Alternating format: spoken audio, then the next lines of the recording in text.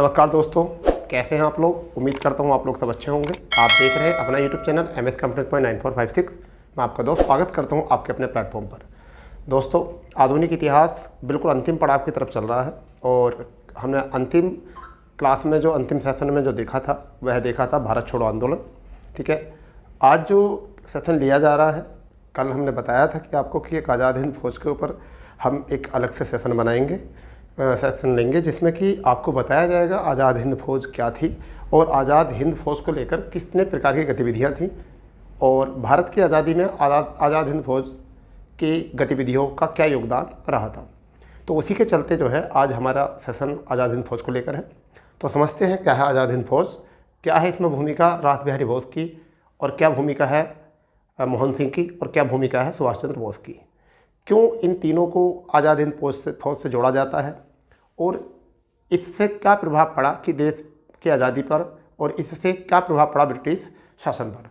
आज सभी प्रकार के डाउट जो हैं आप और हम मिलकर इनको ख़त्म करते हैं। ठीक है, तो देखिए आज़ाद हिंद फौज आपको पता ही है, टॉपिक बहुत बड़ा हो रहा था, बहुत ज़्यादा बड़ा टॉपिक है। इस वजह से थोड़ा कवर अप करने के लिए मैंने कहा, जिससे कि हम सेशन को बहुत कम समय में समझ सकते हैं। ठीक है, क्योंकि ऐसा है ना, बहुत ज़्यादा समझने के लिए तो आप टेक्स्ट बुक से पढ़ सकते हो। ठीक है, क्योंकि टेक्स्ट बुक में बहुत कुछ दिया होता है, परंतु एकदम कहानी टाइप जो पढ़ना है हमको, वो किस तरीके से पढ़ना। तो देखिए बात है गठन की, तो ये अभी बहुत दूर की बात है। पहले देखते हैं कि द्वितीय विश्व युद्ध यानी कि महायुद्ध जिसे कहते हैं, एक तो था विश्व युद्ध और उसी को कहते हैं महायुद्ध। तो द्वितीय महाविश्व युद्ध का समय चल रहा था। ठीक है, उसी समय पर आज़ाद हिंद फौज का गठन किया, आज़ाद हिंद फौज का गठन किया और आज़ाद हिंद फौज की गतिविधियों के चलते देश की आज़ादी में महत्वपूर्ण योगदान रहा।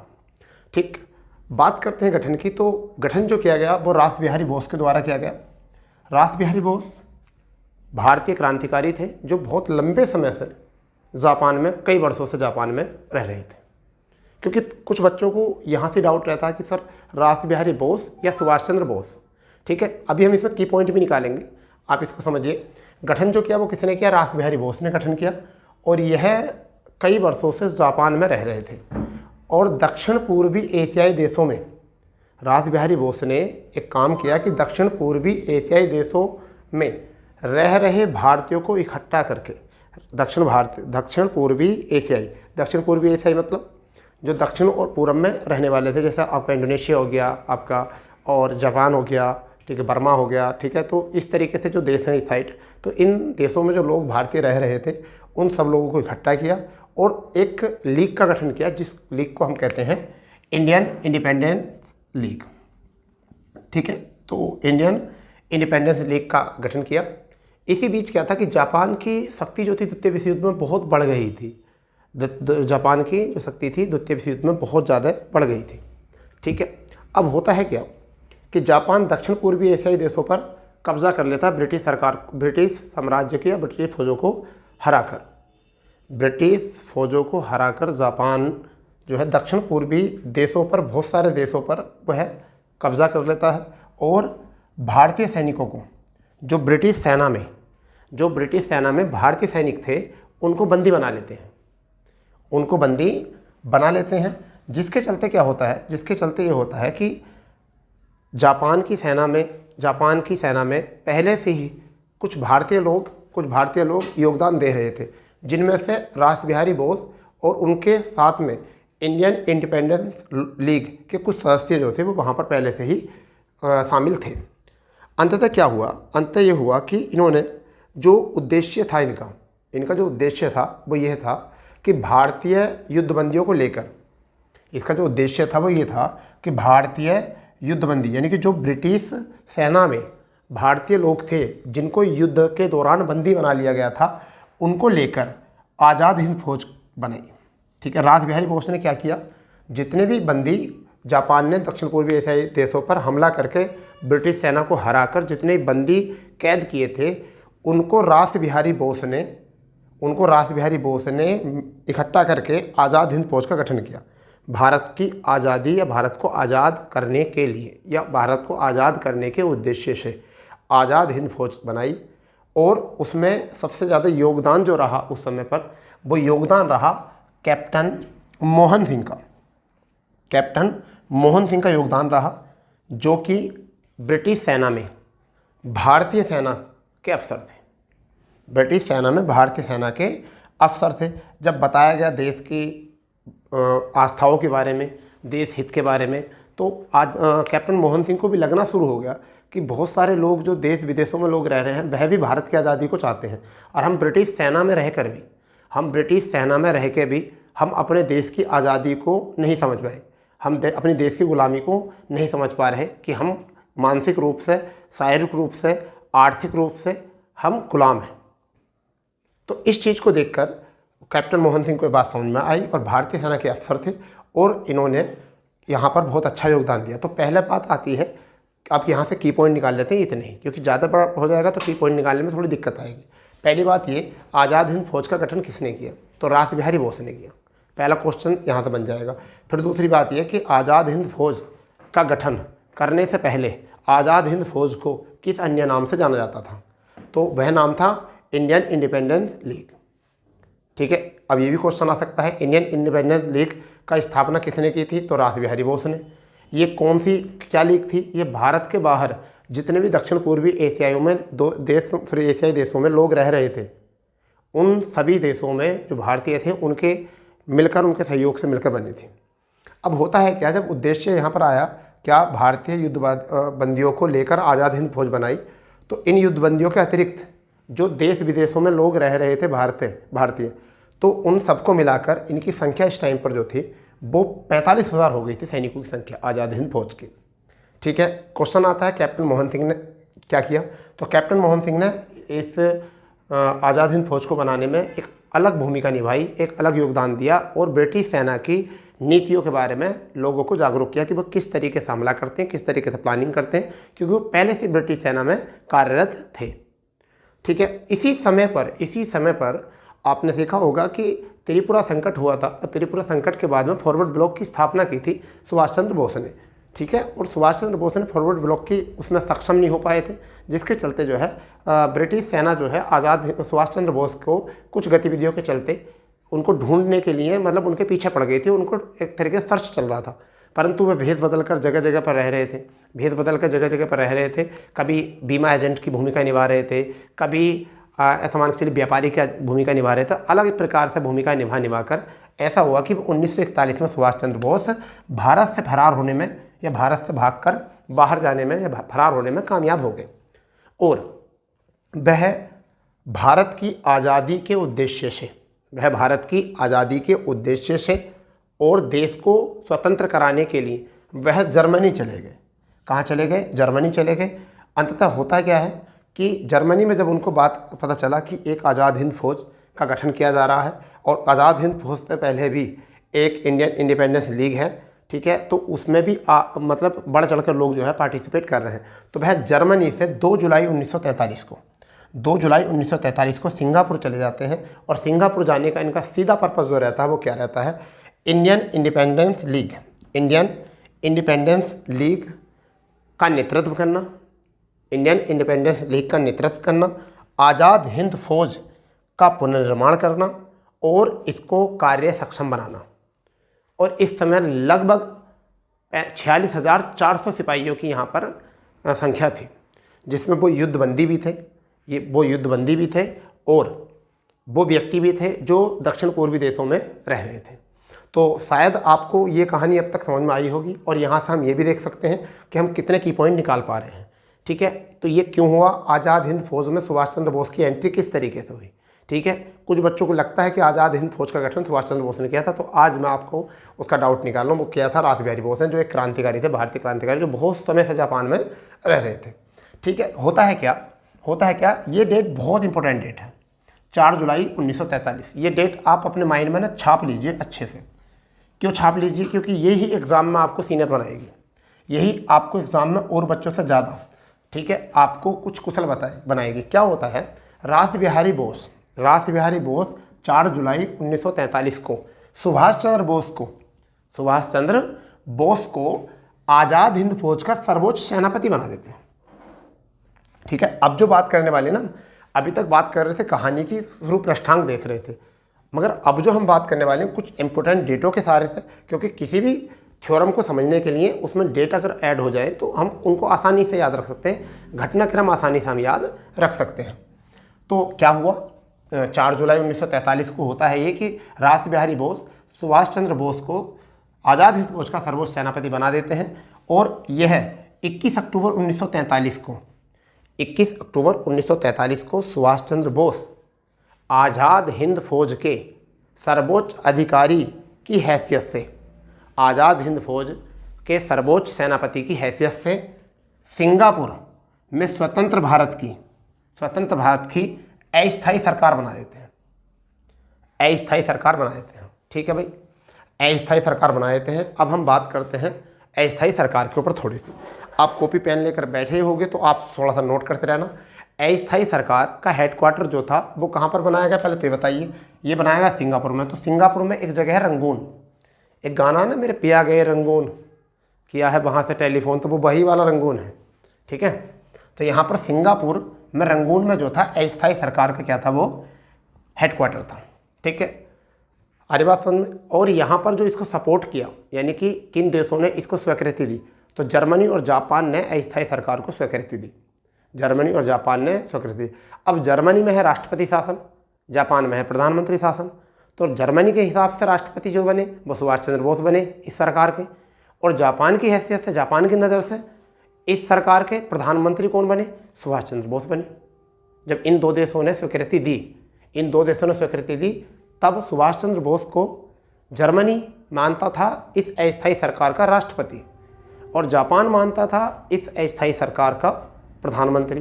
तो ये क्वेश्चन आ जाता है कि किसी देश ने सुभाष चंद्र बोस को अस्थायी सरकार का राष्ट्रपति नियुक्त किया, तो वो जर्मनी था और जापान ने प्रधानमंत्री। इतनी बात आपको यहाँ से याद कर लेनी है, ठीक है। अस्थायी सरकार की हम यहाँ बात कर रहे हैं, इस बात को नोट करते रहना, ठीक है, अपनी नोटबुक में। बात करते हैं आगे कि जहाँ यहाँ एक व्यक्ति थे एसी, इसी सरकार में कौन थे, एसी चटर्जी, जो वित्त अध्यक्ष थे, जो क्या कौन थे, इसके वित्त अध्यक्ष थे अस्थायी सरकार के, ठीक है। कौन थे, वित्त अध्यक्ष एसी चटर्जी। और महिला देखरेख में जो थी, महिला भागीदार में कौन थी, एक लक्ष्मी सहगल थी, यानी कि इस सरकार का नेतृत्व महिलाओं की तरफ से जो कर रही थी वो कौन कर रही थी, लक्ष्मी सहगल, ठीक है। तो ये बात थोड़ी सी याद रखनी है। ये हमारी थी अस्थायी सरकार, जिसको हमने बात कहा। अब होता है क्या कि जब इतनी बात आ गई तो 2 दिन बाद ही, जब 2 दिन बाद जितने भी कार्यकारिणी में लोग थे, जितने भी कार्यकारिणी में यहाँ पर लोग थे, 2 दिन बाद यानी कि 23 अक्टूबर 1943 को अस्थायी सरकार ने मित्र राष्ट्र के विरुद्ध युद्ध की घोषणा कर दी। मित्र राष्ट्र जितने भी थे, मित्र अभी बताते हैं कौन है, मित्र राष्ट्र के ऊपर क्या कर दी, युद्ध की घोषणा कर दी। अब मित्र राष्ट्र कौन थे, जैसे अमेरिका, ब्रिटेन, चीन, ऑस्ट्रेलिया, ये सब क्या है, मित्र राष्ट्र। और इन सब पर जो है युद्ध की घोषणा कर दी इन लोगों ने, इनके विरुद्ध, कि अब हम जो करेंगे, भारत को अगर ये लोग आज़ाद नहीं करेंगे तो अब हम इनके विरुद्ध क्या करेंगे, युद्ध करेंगे। क्योंकि ये सपोर्ट था इनको जापान का, जर्मनी का, ठीक है। तो जापान बढ़ती शक्ति थी उस समय पर। एक कंडीशन ये भी आएगी कि जापान की शक्ति घट जाएगी, आज़ाद हिंद फौज को अंडमान निकोबार से वापस लाना पड़ेगा, सुभाष चंद्र बोस वापस आएंगे, वो वो लास्ट की बात। परंतु अभी जो है दबदबा जापान का बना हुआ है, द्वितीय विश्व युद्ध में अभी जो है दबदबा बना हुआ है, ठीक है, किसका, जापान का। क्लियर। चलिए इस आगे कहानी देखते हैं वो क्या हुआ, कि यानी कि कब, 23 अक्टूबर 1943 को अस्थायी सरकार ने मित्र राष्ट्रों के विरुद्ध युद्ध किया। अब मित्र राष्ट्र में थोड़े बता दूं आपको यहाँ से, कौन थे, अमेरिका, दूसरे में यहाँ पर ऑस्ट्रेलिया, कौन थे, ऑस्ट्रेलिया, और तीसरे में चीन। इन देशों को थोड़ा याद रखना, ब्रिटेन था इनमें, ठीक है। होता है क्या फिर आगे, होता है ये कि 30 दिसंबर 1943 को जापान प्रदत्त अंडमान और निकोबार 2 द्वीप थे। जापान प्रदत्त यानी जापान ने जो प्रदत्त करे थे अंडमान और निकोबार को शहीद और स्वराज द्वीप के नाम से जाना गया। किसके नाम से, शहीद और स्वराज द्वीप के नाम से जाना गया। और वहाँ पर आज़ाद हिंद फौज ने भारतीय ध्वज फहरा दिया। क्या फहरा दिया, भारतीय ध्वज वहाँ पर फहरा दिया। आज़ाद हिंद फौज ने भारतीय ध्वज फहरा दिया, ठीक है। किसने, आज़ाद हिंद फौज ने। और कब फहराया है झंडा, 30 दिसंबर 1943 को। कब, कहाँ पर, शहीद द्वीप और स्वराज द्वीप, ठीक है। अब आगे कहानी क्या है, ये 2 द्वीप जो दिए थे आज़ाद हिंद फौज को, वो किसने दिए थे, वो दिए थे जापान ने, जापान ने प्रदत्त कराए थे। ठीक है, आगे कहानी देखते हैं बेटा क्या है वो। ये कहानी है 31 दिसंबर 1943 की। नेक्स्ट डे अंडमान निकोबार प्रशासन अपने हाथ में ले लिया, किसने, आज़ाद हिंद फौज ने। अंडमान निकोबार का प्रशासन जो है वह अपने हाथ में ले लिया। ठीक, ये बात याद रखनी है। 18 मार्च 1944 को 18 मार्च 1944 को आज़ाद हिंद फौज की सेना ने, आज़ाद हिंद फौज की सेना ने जो कोहिमा एक जगह है नागालैंड में, कौन सी जगह है, कोहिमा नागालैंड में, परंतु नागालैंड तो बहुत दूर की बात है। क्योंकि बहुत दूर की बात क्यों है यहाँ पर, क्योंकि इन्होंने क्या काम करा इस टाइम पर कि नागालैंड के साथ साथ जितने भी पूर्वोत्तर राज्य थे उनकी सबकी सीमा लांघ कर इन लोगों ने सबकी सीमा लांघ कर जो है क्या किया, नागालैंड में घेराबंदी कर दी। इस पर कुछ टिप्पणी आती हैं, ये टिप्पणी आती है कि नागालैंड ने ऐसी क्या गुनाह किया था कि जो नागालैंड को आज़ाद हिंद फौज ने घेरा। अब इस घटना पर इतिहासकारों का अलग अलग मत है। बिपिन चंद्र पाल जो बोलते हैं, एक इतिहासकार है बिपिन चंद्र पाल, वो ये कहते हैं कि जिस समय पर द्वितीय विश्व का समय था उस समय पर जापान की शक्ति को क्षीण करने के लिए नागालैंड ने किसको, ब्रिटिश सरकार को सपोर्ट किया था। इसी वजह से आज़ाद हिंद फौज ने ब्रिटिश सरकार पर दबाव बनाने के लिए नागालैंड में घेराबंदी की। नागालैंड में कोहिमा में जो है जाकर अपना नेतृत्व किया और उसको पूरी तरीके से घेर लिया। अंत से इसमें एक अगली घटना जो है वो बहुत इंपॉर्टेंट है। जुलाई 1944 को, यहाँ से बहुत ज़्यादा क्वेश्चन आते हैं। जुलाई 1944 को आज़ाद हिंद फौज ने आज़ाद हिंद रेडियो के नाम से एक रेडियो स्टेशन शुरू कर रखा था, जिसमें गांधी जी को संबोधित करते हुए सुभाष चंद्र बोस ने रेडियो पर गांधी जी को संबोधित करते हुए कहा कि यह भारत की स्वतंत्रता का अंतिम युद्ध है, और इस पावन युद्ध में राष्ट्रपिता, पहली बार गांधी जी को राष्ट्रपिता कहा था, राष्ट्रपिता हम आपके आशीर्वाद और आपकी कामनाओं को चाहते हैं। और पहली बार ये बात संबोधित करते हुए गांधी जी को पहली बार राष्ट्रपिता की संज्ञा दी सुभाष चंद्र बोस ने दी। यहाँ से क्वेश्चन आता है कि गांधी जी को राष्ट्रपिता की संज्ञा किसने दी, राष्ट्रपिता कहकर किसने पुकारा, तो किसने पुकारा, सुभाष चंद्र बोस ने। और किसके माध्यम से, रेडियो, आज़ाद हिंद रेडियो के तरफ से। अब क्या होता है, इसी के समय पर कुछ नारे दिए गए, जय हिंद, दिल्ली चलो, तुम मुझे खून दो मैं तुम्हें आज़ादी दूंगा, इस प्रकार के नारे देकर सुभाष चंद्र बोस ने मलेशिया में सेना का नेतृत्व किया। ठीक है, ये थोड़ी सी बात आपको याद रखनी है। क्या करा सेना में, मलेशिया में क्या होता है कि सारी सेना जो है, देखिए अब ये जो अंडमान निकोबार के साइड वाला जो पूरा हिंद महासागर है, इस महासागर की तरफ हम बात करें तो यहाँ पर हिंद महासागर में ही जितने द्वीप थे उन पर दबदबा जो था जापान का हो गया था, क्योंकि हिंद महासागर से ऊपरी भाग जो है प्रशांत महासागर के तरफ जो जाते हैं वहाँ पर जापान का एक क्षेत्र पड़ता है। ठीक है जी, तो वहाँ पर दबदबा पूरी तरीके से चल रहा था और मलेशिया में इन्होंने जो है सेना का संबोधन किया, यानी किसका, आज़ाद हिंद फौज का। अंततः होता है क्या कि इसी बीच में कुछ गतिविधियाँ पैदा होती हैं और मित्र राष्ट्र सब एक हो जाते हैं, और मित्र राष्ट्रों के एक होने और शत्रु राष्ट्र, जो मित्र राष्ट्रों के विपक्षी थे कुछ शत्रु राष्ट्र जो है मित्र राष्ट्रों से बात कर लेते हैं, और इस बीच में जापान की शक्ति जो है क्षीण होने लगती है। क्षीण होने लगती है। द्वितीय विश्व युद्ध में कुछ उनकी हालत थोड़ी सी पेचीदा होने लगती है। अंततः इसी चीज़ को देखते हुए सुभाष चंद्र बोस अपनी सेना को अंडमान निकोबार से लेकर पीछे हटना शुरू कर देते हैं और सिंगापुर आ जाते हैं। कहाँ जाते हैं, सिंगापुर। और सिंगापुर से आने के बाद वह ताइपे और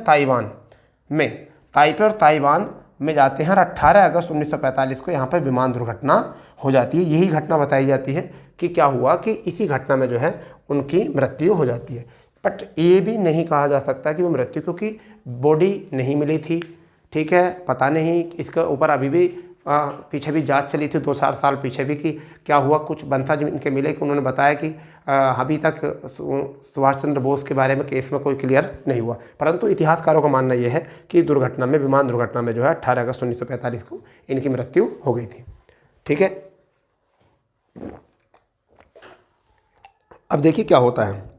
बड़े नेता हैं सुभाष चंद्र बोस, बड़े नेता सुभाष चंद्र बोस हैं, उनकी दुर्घटना हो चुकी है। ठीक है, अगस्त की बात है, अक्टूबर माह है जो इसके बीच में है। नवंबर 1945 को गिरफ्तारी किनकी होती है? गिरफ्तारी होती है जो बड़े अन्य नेता होते हैं आज़ाद हिंद फौज के, उनकी गिरफ्तारी ब्रिटिश सरकार कर लेती है और उनके खिलाफ मुकदमा चलाया जाता है। कई बार यहाँ तक क्वेश्चन आता है कि आज़ाद हिंद फौज का मुकदमा कहाँ चलाया गया? तो लाल किले में चलाया गया। कहाँ पर चलाया गया? लाल किले में मुकदमा चलाया गया। ठीक, और वो मुकदमे में कौन कौन व्यक्ति? एक तो मेजर शाहनवाज, दूसरे कर्नल प्रेम सहगल और तीसरे कर्नल गुरुदयाल सिंह ढिल्लो। अब देखिए, यहाँ से मुस्लिम संप्रदाय, यहाँ पर सिख संप्रदाय और यहाँ से हिंदू संप्रदाय। समझिए, जैसे ही इनके ऊपर मुकदमा चला, देश में एक तरीके का विरोध प्रदर्शन हो गया, भूकाल समझ गया, क्योंकि तीनों ही प्रथाओं के, तीनों ही संप्रदायों की आस्थाओं को ठेस पहुंचा। ठीक है, क्या कि यहाँ पर मेजर शाहनवाज जो थे वे मुस्लिम संप्रदाय थे, मुस्लिम संप्रदाय को यहाँ से बुरा लगा।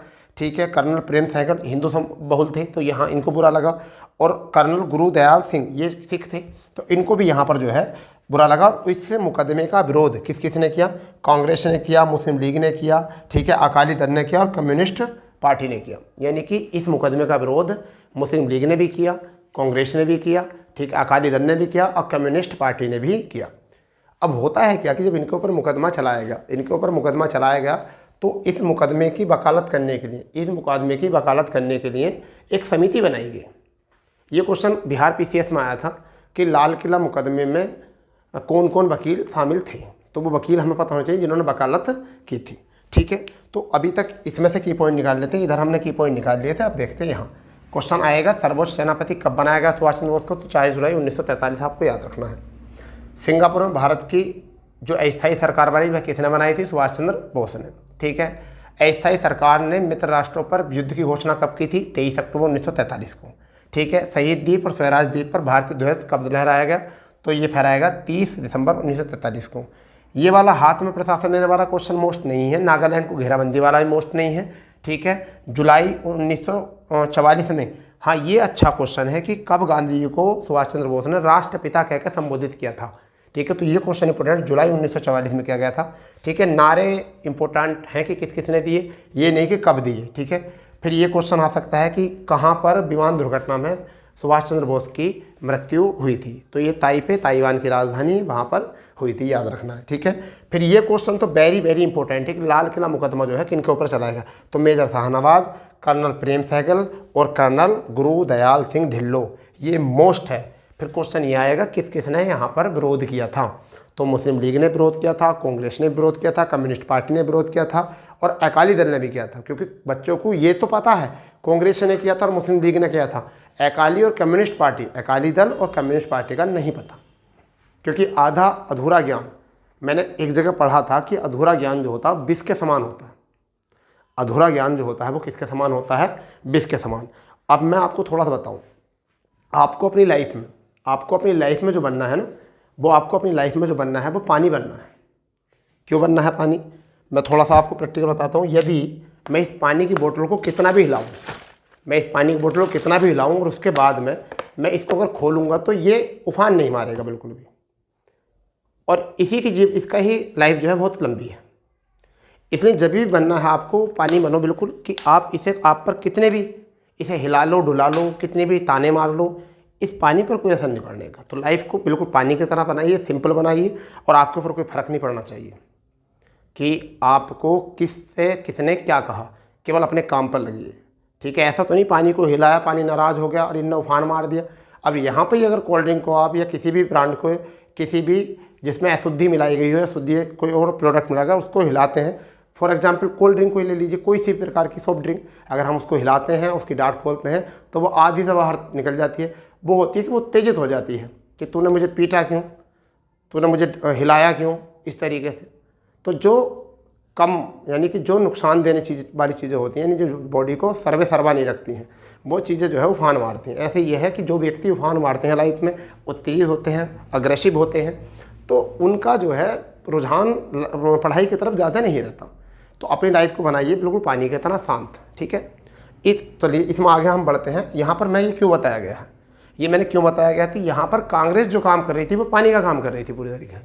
क्या कर रही थी काम, कांग्रेस जो कर रही थी पानी की तरह काम कर रही थी, जबकि कम्युनिस्ट पार्टी और लीग कोल्ड ड्रिंक का काम कर रही थी।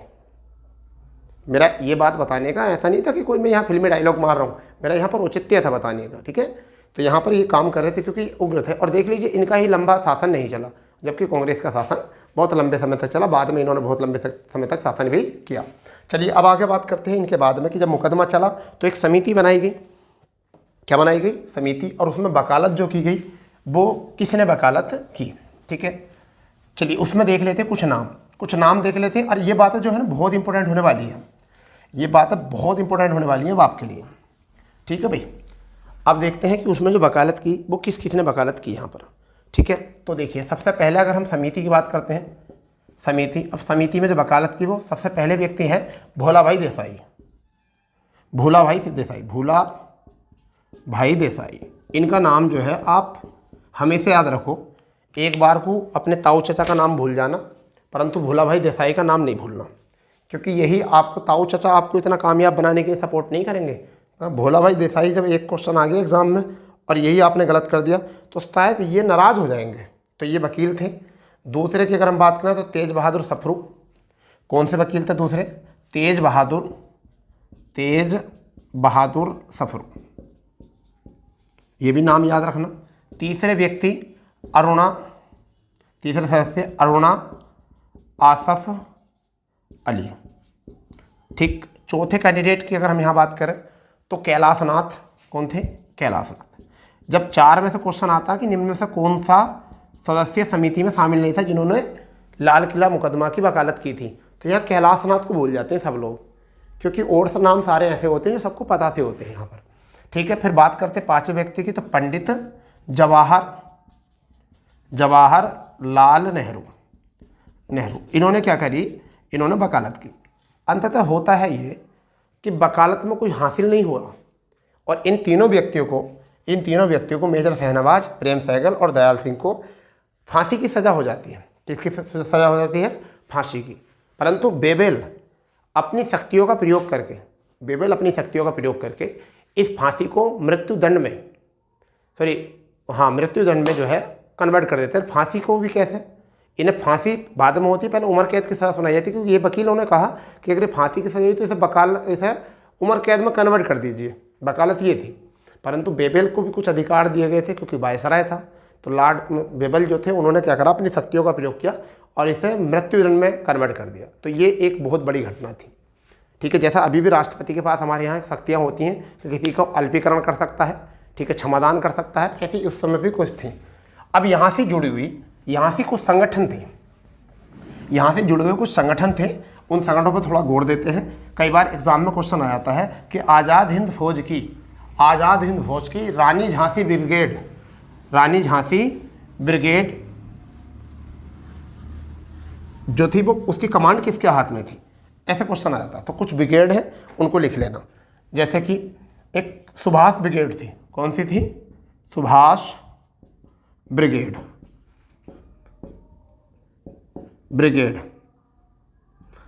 थी, ठीक है। अब वो कौन सी थी, इसके कौन थे, शाहनवाज, जिसकी हमने बात करी है अभी, शाहनवाज, ठीक है। ये इसकी कमांड किसके हाथ में थी, शाहनवाज के। फिर एक दूसरी थी गांधी ब्रिगेड, ये थी इनायत खां के हाथ में कमांड थी। तीसरी थी आज़ाद ब्रिगेड और इसकी कमांड जो थी वो किसके हाथ में थी, गुलजारा सिंह,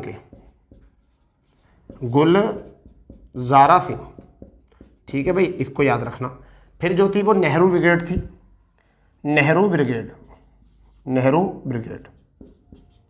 ठीक है। अब ये दयाल सिंह ढिल्लो, इनके हाथ में थी कमांड, ठीक है।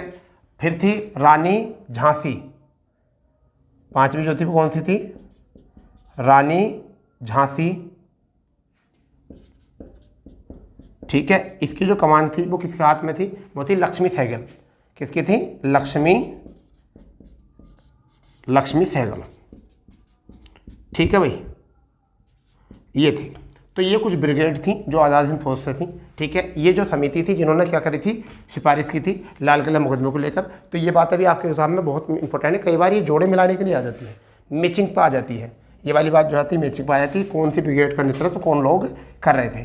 ठीक है, तो इसके बाद जो कहानी होती है कि आज़ाद हिंद फौज में इतना है, फिर बाद में जो है बेबेल एक आती है, आपकी घोषणा आती है, किसकी, बेबेल की घोषणा आती है। उसको बाद में एग्जाम में कुछ क्वेश्चन पूछे जाते हैं वहाँ से कि बेबेल का प्लान क्या था। आज़ाद हिंद फौज के बाद में आता बेबेल का प्लान क्या था। तो हम जो कल पढ़ने वाले हैं अपने सेशन में पढ़ने वाले हैं बेबेल का प्लान।